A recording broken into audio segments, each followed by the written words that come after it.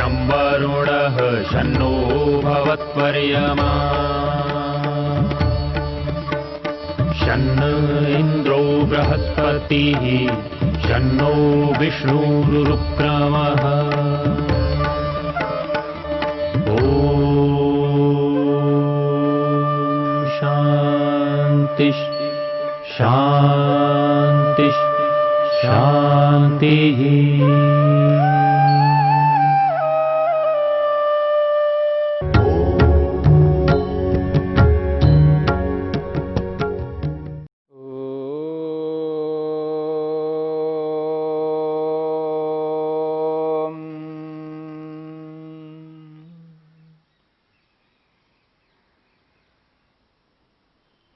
साधन पाद के 32वें सूत्र को लेकर के हम विचार कर रहे हैं।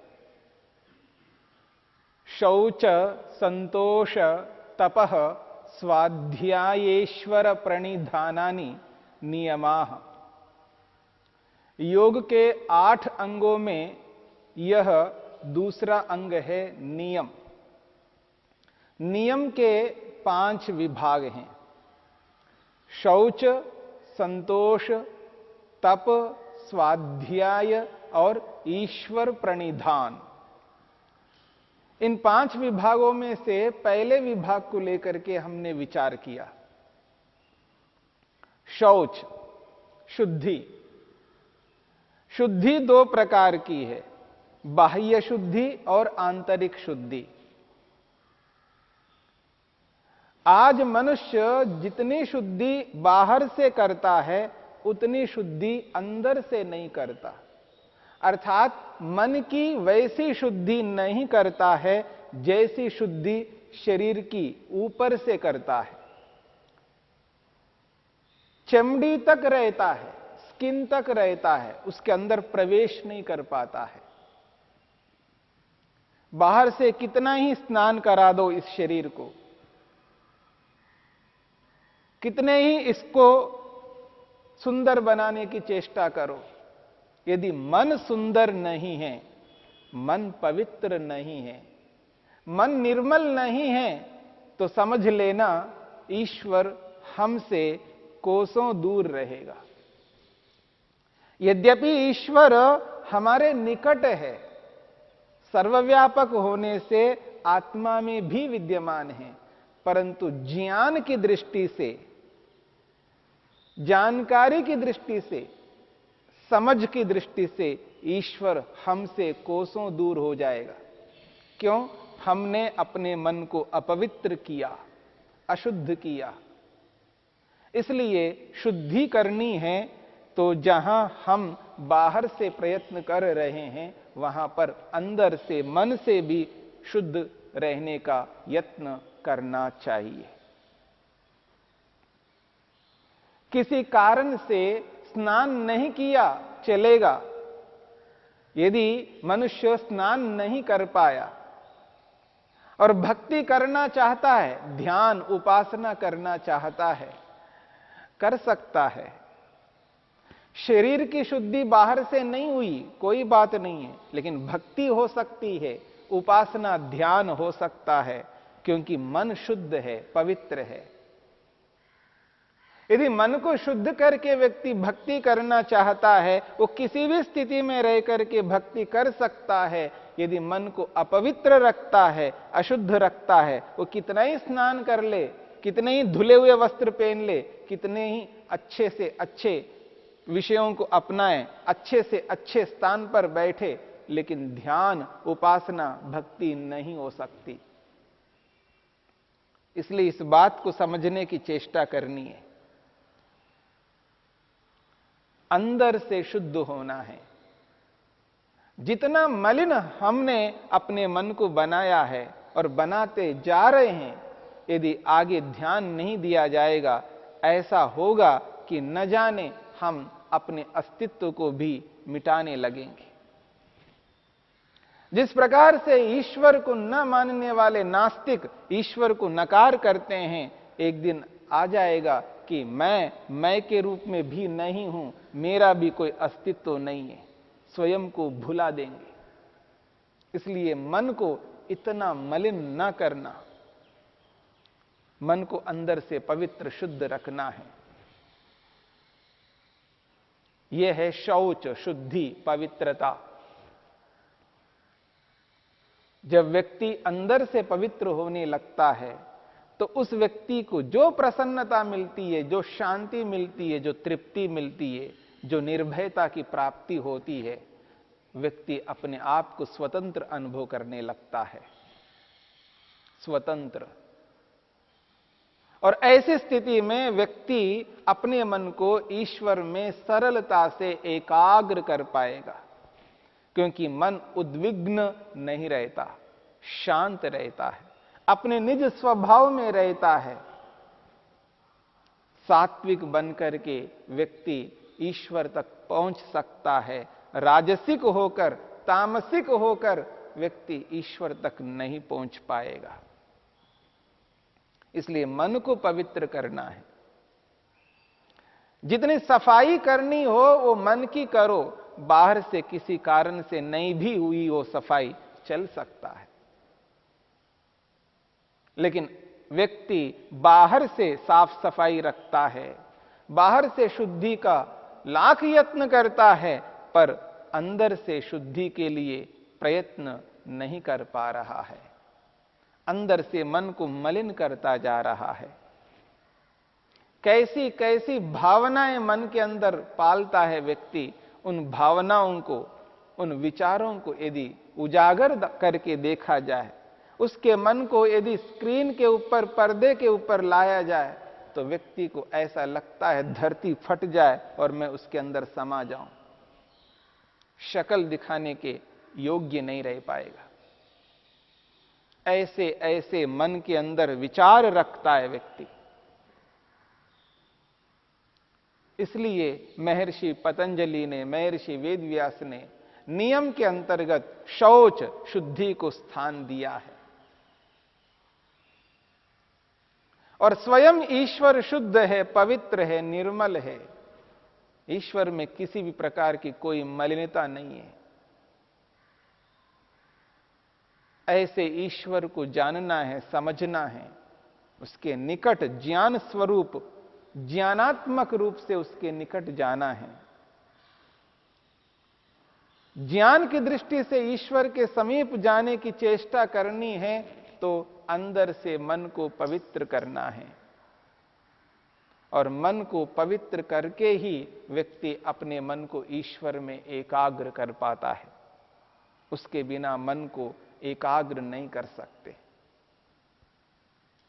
इसलिए जितनी महत्ता अंदर से है उतनी महत्ता बाहर से नहीं है।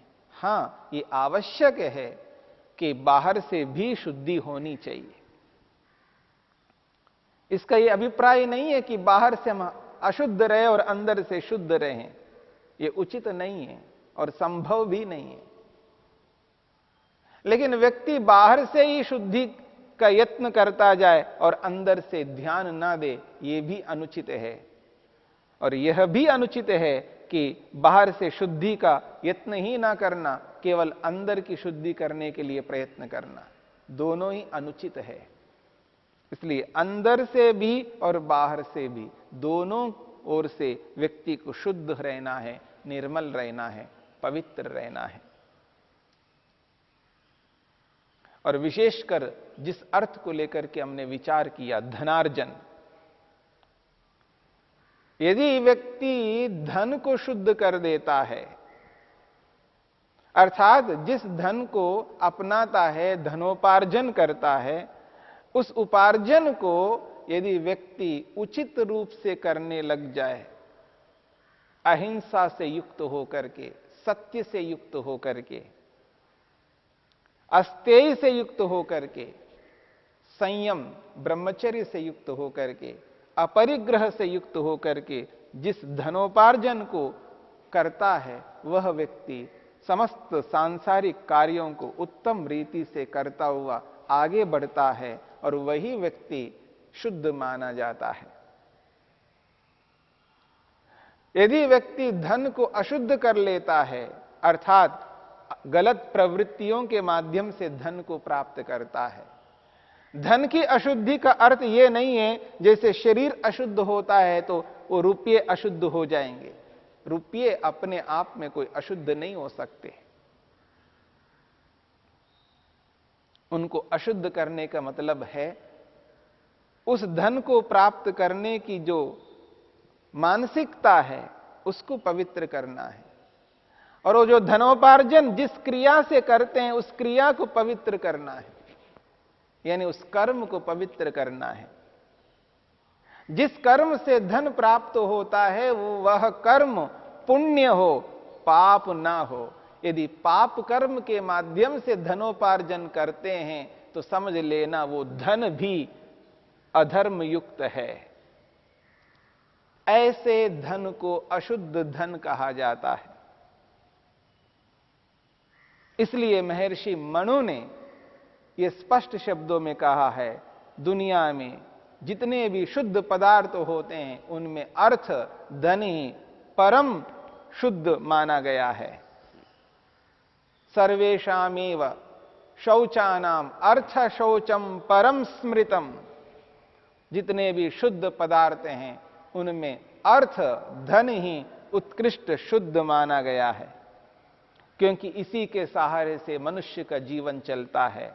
मानो जिस प्रकार से हमारे इस शरीर में हृदय महत्वपूर्ण स्थान रखता है, यदि हृदय अशुद्ध हो जाए तो समझ लेना पूरा का पूरा शरीर अशुद्ध हो जाएगा।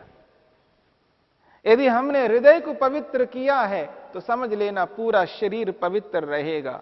ठीक इसी प्रकार हमारे जीवन का आधार हृदय के समान ये धन है, इस धन को भी पवित्र करना है, शुद्ध करना है। इस बात को समझने की चेष्टा करनी है। अगर दिखाना है, यदि दिखाना ही है तो गाड़ी से नहीं दिखाना है, पैसे से नहीं दिखाना है, रूप से नहीं दिखाना है, बल से नहीं दिखाना है, विद्वत्ता से नहीं दिखाना है। यदि दिखाना है तो मन को पवित्र करके दिखाना है। किसी मनुष्य को दिखाने से हमारे प्रयोजन को हम पूरा नहीं कर सकते।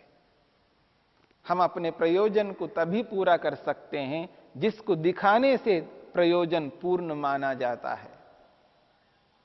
हम मनुष्यों को तो दिखाते रहते हैं पर परमेश्वर को दिखाने की चेष्टा नहीं करते। ईश्वर को दिखाना है, यह एहसास करना, यह अनुभव करना है ईश्वर मुझे देख रहे हैं, सुन रहे हैं, जान रहे हैं। ईश्वर के समक्ष मैं ऐसी क्रियाओं को नहीं कर सकता।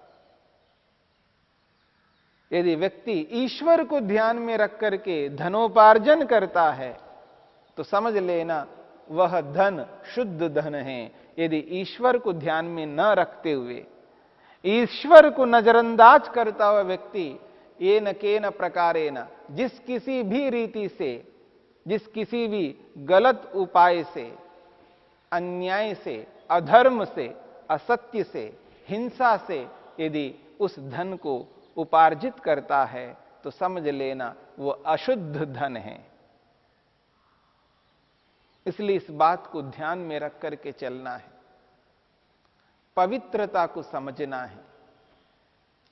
मन जो पवित्र होता है, मन जब निर्मल होता है, मन के अंदर जब कोई काम, क्रोध, लोभ, मोह, ईर्ष्या, अहंकार नहीं रहता है, उस स्थिति में मन की जो प्रसन्नता होती है, मन का जो निज स्वरूप है प्रसन्न रहना, शांत रहना, उसी प्रसन्नता से ही मन एकाग्र हो सकता है। जिसके मन में प्रसन्नता नहीं, खुशी नहीं है, वह मन उद्विग्न होता है और एकाग्र कभी नहीं हो सकता।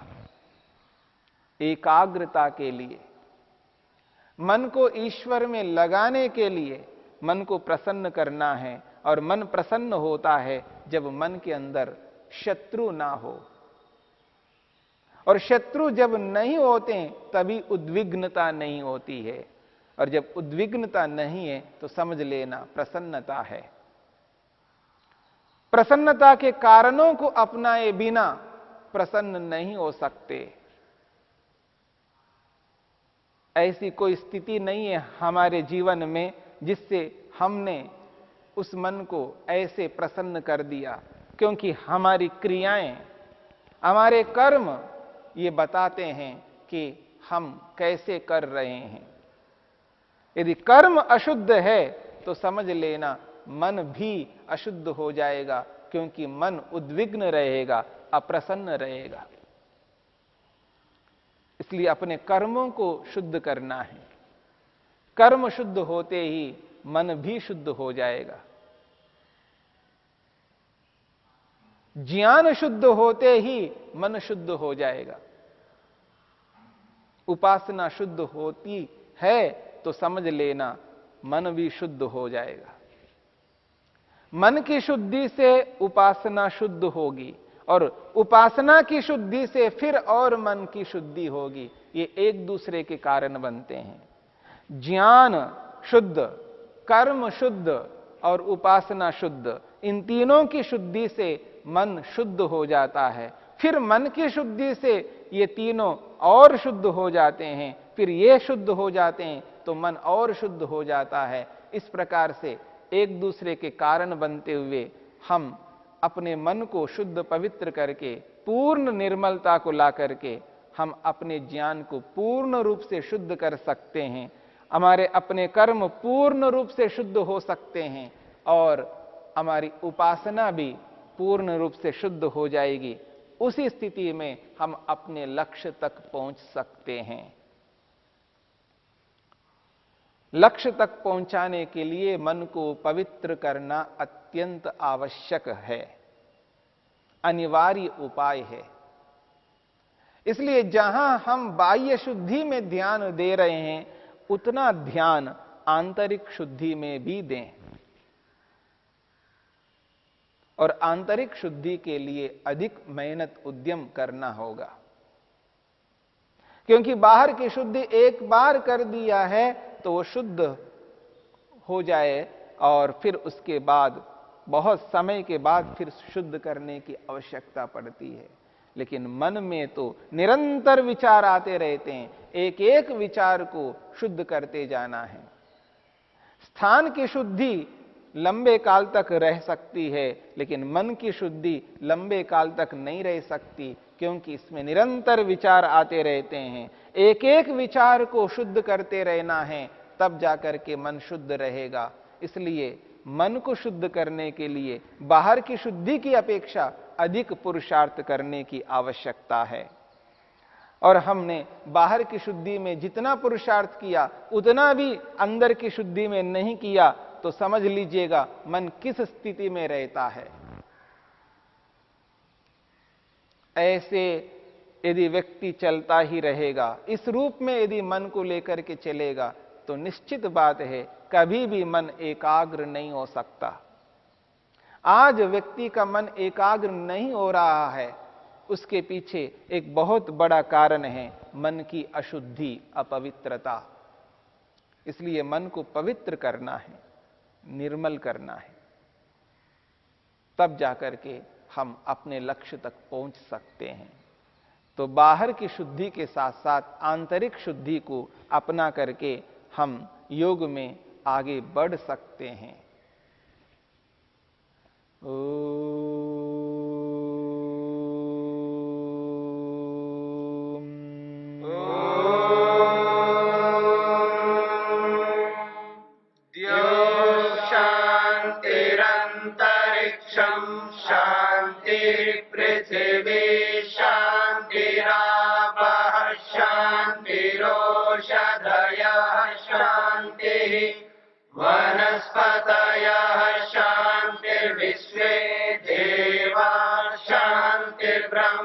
शांति